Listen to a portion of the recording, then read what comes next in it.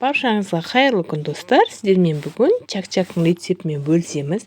Өте дәмді әрі оңай жасалатын рецепт. Менімен бірге болыңыздар. Ал бисмиллах деп жұмыртқаларымызды жарып алатын боламыз.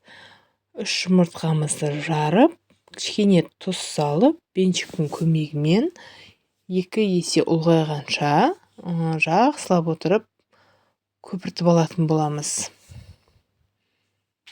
Осылайынан тез араластырып отырып көпіртіп аламыз. Біздің жұмыртқалық массамыз ұлғаю керек. Ұлғайғаннан кейін ұнымызды ситадан өткізіп ұн салатын боламыз. Қамырымызда қатты емес, жұмсақ емес, орташа жұмсақтықта илеп алатын боламыз. Бірінші осылайынан басы біріккен екен, жақсылап илеп алатын боламыз. Қамырымыз өте жабысқақ болады. Көп ұн салып жібермеңіздер. Өзі бір-біріне келетін болады.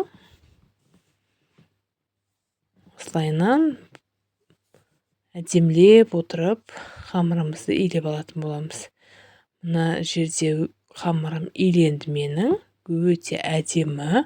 Қатты да емес, жұмсақ та емес, орташа болды. Дәл осыны бір 15 минутқа демалтыруға жібереміз. 15 минуттан кейін қамырымыз дайын. Жұмыс жасауға өте ыңғайлы қамыр. Осылайынан жұқа етіп қамырымызды жайып алатын боламыз енді.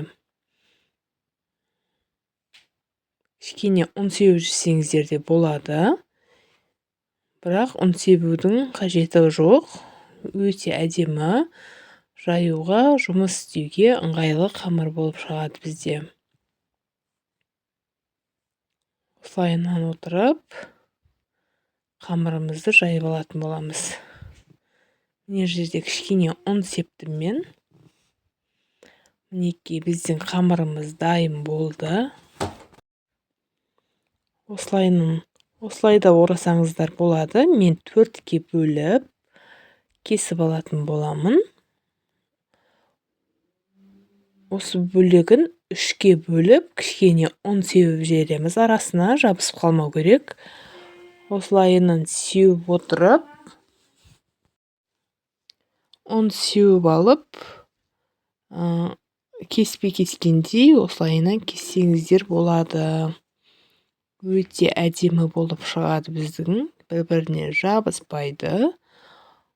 Дәл осы рецептпен істеп көріңіздер, балдарыңыз бірден отырғаннан жеп қоятын болады. Барлығын осылай дайындап алатын боламыз бірінші.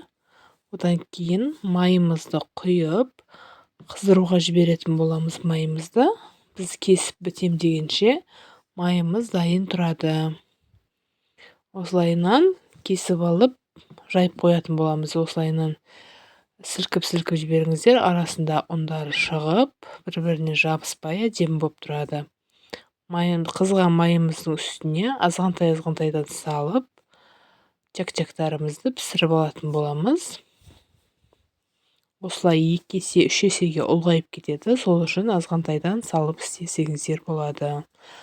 2 бетін бірдей араластырып отырып, қызартып, әдемі қылып пісіріп алатын боламыз.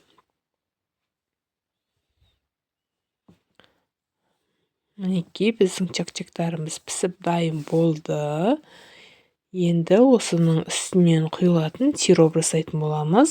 Мына жерде әселді, 5-6 қасық әселді, кішкене 2 қасық шекермен араластырып қайнатып алатын боламыз.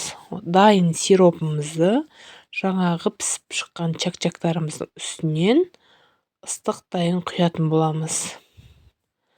Бірінші қасықтың көмегімен осылайынан араластырып аласыздар.